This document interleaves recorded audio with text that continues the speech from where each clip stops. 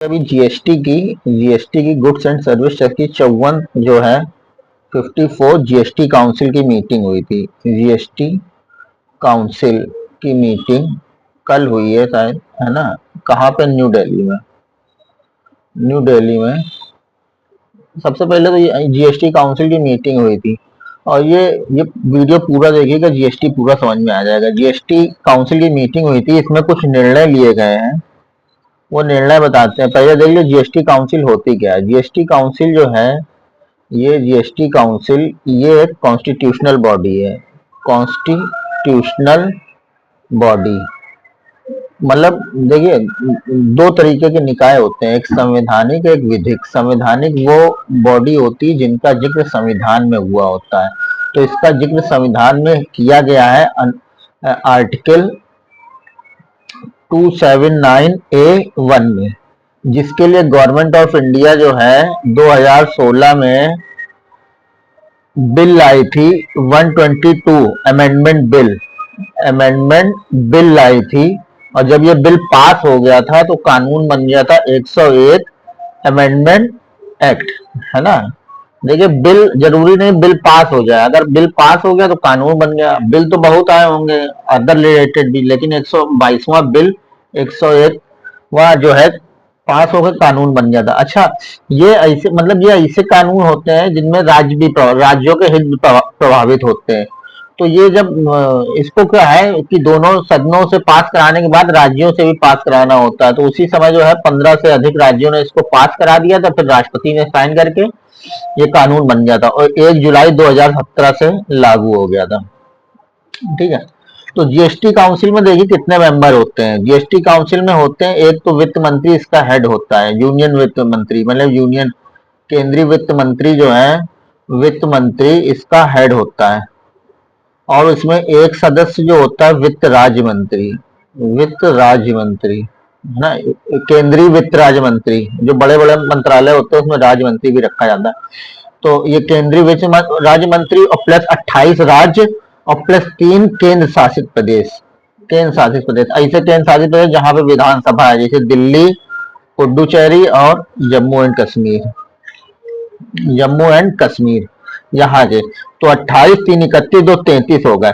अच्छा, इसके GST council की बैठक होने के लिए कम से कम 50 सदस्य उपस्थित होने चाहिए, 50 सदस्य होने चाहिए।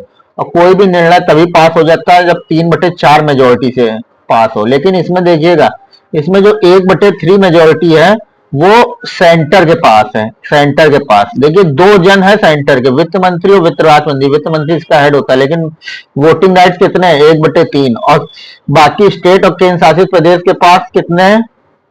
स्टेट एंड केंद्र शासित प्रदेश के साथ कितने? 2/3। और इसको मतलब 75% से पास होना है और 33% इसके पास है, 66%। ये कितना हो गया? 66। हाँ, देख लीजिएगा कितना है। तो ये मिला के कितना हो गया? 1/4 है ना? 3/4 से तो 1/4 इनके पास है।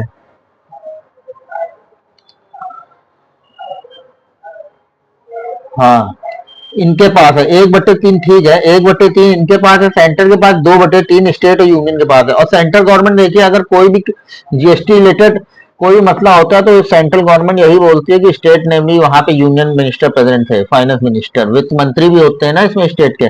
बट देखिए, बिना सेंट्रल की हेल्प के कोई भी चीज इसमें चेंज ही नहीं हो सकती, क्योंकि 1/3 तो सेंटर के पास है।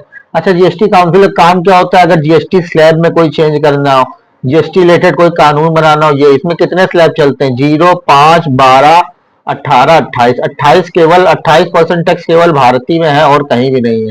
जबकि भारत में जो है, इंडिया में कनाडा मॉडल लागू होता है। ठीक है। अभी देखिए, जीएसटी ने कुछ निर्णय लिए। अभी देखिए, जो लास्ट जीएसटी काउंसिल हुई थी जून 2024 में, उसमें इन्होंने ऑनलाइन गेमिंग के ऊपर जीएसटी लगाई थी। ऑनलाइन गेमिंग जैसे आपने सुना होगा Dream11, उससे करीब इनको 7,000 करोड़ 6 महीने में मिला है। 7,000 करोड़, समझ रहे हैं आप ऑनलाइन गेमिंग कितना है? 7,000 करोड़ करीब 6 महीने में मिला है इनको। कितना मिल गया? 7,000 करोड़।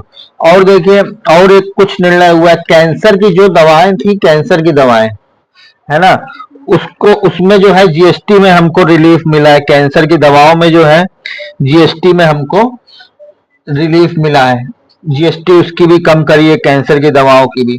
और देखिए कुछ जो है फॉरेन एयरलाइंस कंपनी जो है, फॉरेन एयरलाइंस कंपनी डिमांड कर रही थी कि उनकी सर्विसेज को जो है जीएसटी फ्री किया जाए, जीएसटी फ्री किया जाए उनकी सर्विसेज को। मतलब वो क्या था कि जैसे भारत में कोई फॉरेन एयरलाइन सर्विस सर्विस देती, जैसे मान लीजिए एतिहाद एयरवे है ना, कतर एयरवे, तो इनका हेड ऑफिस तो मान लीजिए बाहर ही होगा, इनका मान लीजिए एतिहाद इनका भी दुबई में है, इनका कतर में है। तो अगर इन एयरलाइन को भारत में काम करते हुए यहाँ से कोई सर्विस लेनी होती थी तो उसका भी जीएसटी इनको देना होगा, ये इनसे बोला था डायरेक्टरेट जनरल ऑफ सिविल, मतलब ये indirect taxes intelligence, indirect taxes intelligence ने ये इनको नोटिस दी थी विदेशी एयरलाइन कंपनी को कि 10,000 करोड़ रुपए आप चुकाओ। तो वित्त मंत्री ने जो है इनको छूट दे दी है जीएसटी से कि आपको एक नहीं चुकाना है, क्योंकि 10,000 करोड़ जो है ये बहुत बड़ा था। अच्छा एक चीज और था, जो पेमेंट एग्री, एक निर्णय और जो मांग हो रही थी, पेमेंट एग्रीगेटर जो है, जैसे आप क्या था 2,000 से ऊपर कोई भी पेमेंट होगा आप जो है ऑनलाइन, तो उसके ऊपर जीएसटी लगना था 5%। मतलब गवर्नमेंट जो है इसको जीएसटी के अंतर्गत लाती थी। लेकिन अब हुआ क्या कि इसमें पेमेंट एग्रीगेटर ये मांग कर रहे थे, क्योंकि उनको जैसे आपने कोई भी परचेज किया, ऑनलाइन पेमेंट किया, तो पेमेंट एग्रीगेटर जो है मर्चेंट के ऊपर जीएसटी लगाती थी 0.5% से 2% तक। ये मतलब किस तरीके का, जैसे आपने 1 लाख रुपए का सामान लिया तो वो 2,000 रुपए जब आएगा तो उसके ऊपर, तो ये पेमेंट एग्रीगेटर मर्चेंट से लगाती थी, मर्चेंट जो है कस्टमर से लेता था। तो उसमें ये मांग थी इसको छोड़ो, बट इसको अभी गवर्नमेंट ने निर्णय नहीं लिया। और जो एक हेल्थ इंश्योरेंस पे टैक्स गवर्नमेंट खूब लगा रही थी, हेल्थ इंश्योरेंस में, तो वो देखिए पिछले दिनों खूब संसद में विरोध हुआ, उसमें भी निर्णय लेना था कि हेल्थ इंश्योरेंस का जो है टैक्स कम करिए आप, लेकिन हेल्थ इंश्योरेंस का जो है इन्होंने टैक्स नहीं कम किया। और जबकि 3 फाइनेंशियल ईयर में, लास्ट 3 फाइनेंशियल ईयर में गवर्नमेंट जो है टैक्स हेल्थ इंश्योरेंस में जो जीएसटी से मिला है वो 21,256 करोड़ मिला है इनको। और इन्होंने इसके लिए जो है हेल्थ इंश्योरेंस का मामला क्या होगा अगले जीएसटी काउंसिल में लेगा, इसके लिए इन्होंने ग्रुप ऑफ मिनिस्टर एक बना दिया है, मंत्रियों का समूह, जिसको हेड करेंगे आपका बिहार के डिप्टी चीफ मिनिस्टर। कौन है भैया वो, जो वहां के वित्त मंत्री भी होंगे वही हेड करेंगे इनको।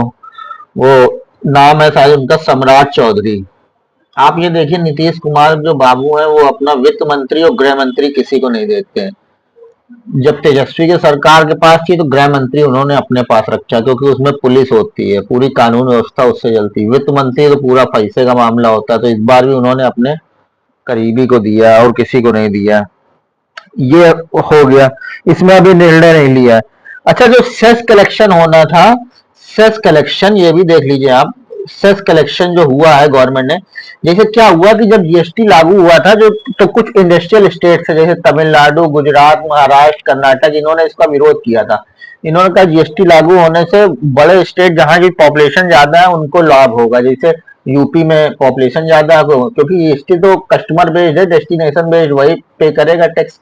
तो गवर्नमेंट ने कहा था ठीक है आपको जो नुकसान होगा हम उसमें आपको जो है उसकी भरपाई करेंगे। तो उसका सेस जो है गवर्नमेंट जैसे कुछ ऐसे टैक्स जो लग्जरी आइटम्स कार वार हैं या सिगरेट वगैरह इनमें सेस लगाती थी। तो ये स्कीम जो है गवर्नमेंट ने 2017 से 22 तक चलानी थी, लेकिन अब ये गवर्नमेंट ने स्कीम जो है 2026 तक चलाई।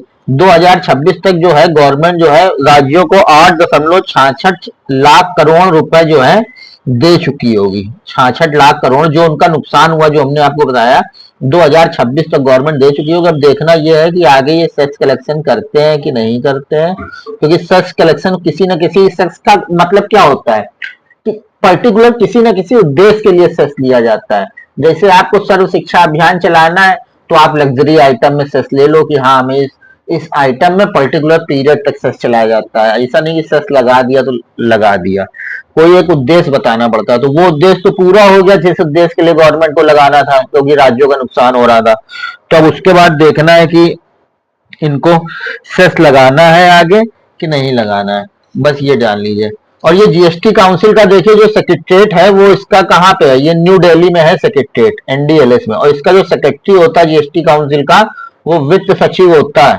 वित्त सचिव, हमने आपको एक बार बताया था ना कि वित्त सचिव जो है बहुत बड़ी पोस्ट होती है, इसको जीएसटी का हेड, ठीक है, अब बता लीजिए जीएसटी काउंसिल का तो ये सचिव ही है, और इसको डायरेक्ट टैक्स का head CBDT central board of direct taxes का हेड, और जितनी भी फाइनेंशियल इंस्टीट्यूशन है जैसे बैंक एनजीएलएस इनका हेड सब इसको रिपोर्ट करता है। तो ये बहुत बड़ी पोस्ट, यही इसका वो होता है। बस ठीक है, थैंक यू।